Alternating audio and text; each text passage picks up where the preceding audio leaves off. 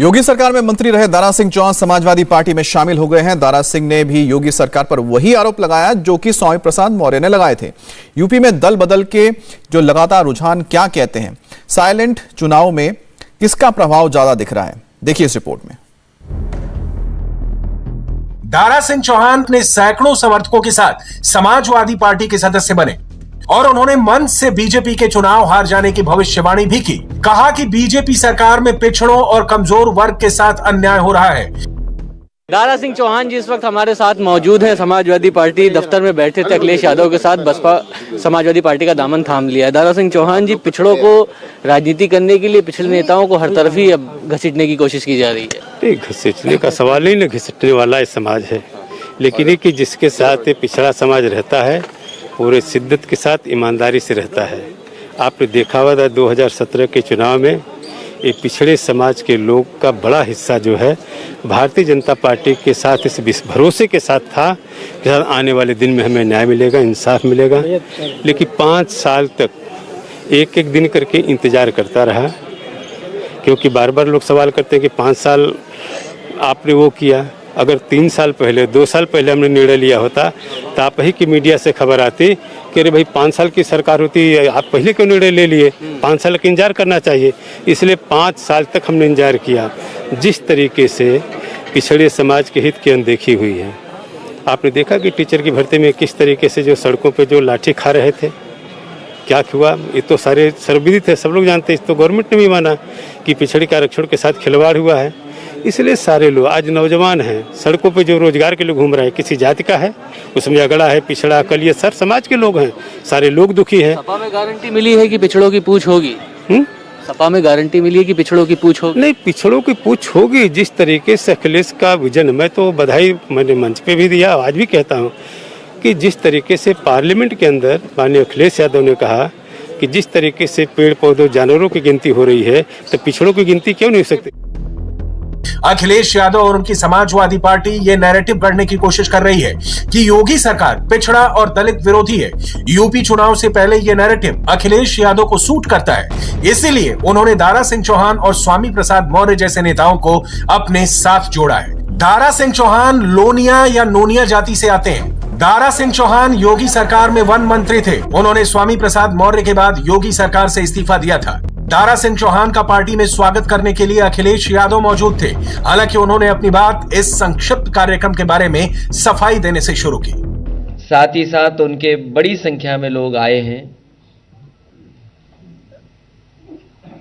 साथ ही साथ उनके साथ बड़ी संख्या में लोगों को आना था, लेकिन कोविड प्रोटोकॉल को मानते हुए उतनी बड़ी संख्या में लोग नहीं आए और हम लोगों ने जानबूझ करके रोका कि इधर हम सब मिलकर के प्रोटोकॉल को मानेंगे, प्रोटोकॉल के जो नियम हैं उनको अपनाएंगे।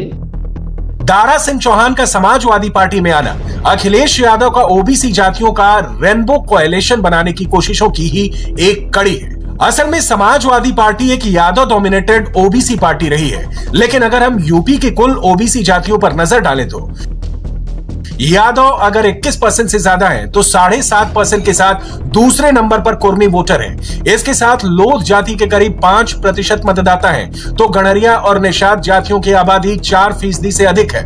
तेली, कुम्हार, कहार, कुशवाहा और नाई जातियों के वोट 3% से अधिक हैं, तो राजभर और गुर्जर जातियों के वोट भी 2% से ज्यादा है। ये छोटे छोटे वोट बैंक अपने साथ जोड़कर ही बीजेपी ने 2017 में ओबीसी वोटों की बम्पर फसल काटी थी। और 2017 के ओबीसी वोटों की बात करें तो बीजेपी को 47% वोट मिले थे, तो समाजवादी पार्टी को 29% और बीएसपी को 9% वोट मिले थे। अखिलेश यादव ने कहा कि वो तो सही समय आने का इंतजार कर रहे थे, इसलिए चुनाव का ऐलान होने के बाद ही बीजेपी नेताओं के लिए अपनी पार्टी के दरवाजे खोले। लेकिन अब उनके पास जगह नहीं बची है, वो बीजेपी के और नेताओं को मौका नहीं दे सकते। ये भारतीय जनता पार्टी वाले अंग्रेजी की कहावत ही नहीं जानते। कहावत जानते भी होंगे तो डिप्रेशन में चले गए हैं, डैमेज कंट्रोल में चले गए, तो समझ में नहीं आ रहा होगा। एक अंग्रेजी में कहावत है, strike the iron when it is hot.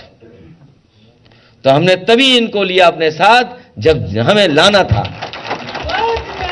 इसलिए भारतीय जनता पार्टी के लोग और हमारे पत्रकार साथियों, सवाल इधर उधर वाले मत करो। अंग्रेजी की कहावत है, strike the iron when it is hot. हमें तो उसी दिन अच्छा लगा था कि जब आपने लायंस सफारी का उद्घाटन किया और वो काम भी आगे बढ़ाए जो कभी समाजवादियों ने काम किए थे। अब हमारे पास गुंजाइश नहीं है और अब भारतीय जनता पार्टी से मैं कहता हूं, अपनी जिसको टिकट देना चाहो दे दो। जिस वक्त अखिलेश अपने पार्टी दफ्तर में बैठकर बीजेपी पर अटैक कर रहे थे, उस वक्त उनकी पार्टी के एक लीडर रचना सिंह का एक वीडियो वायरल हो रहा था।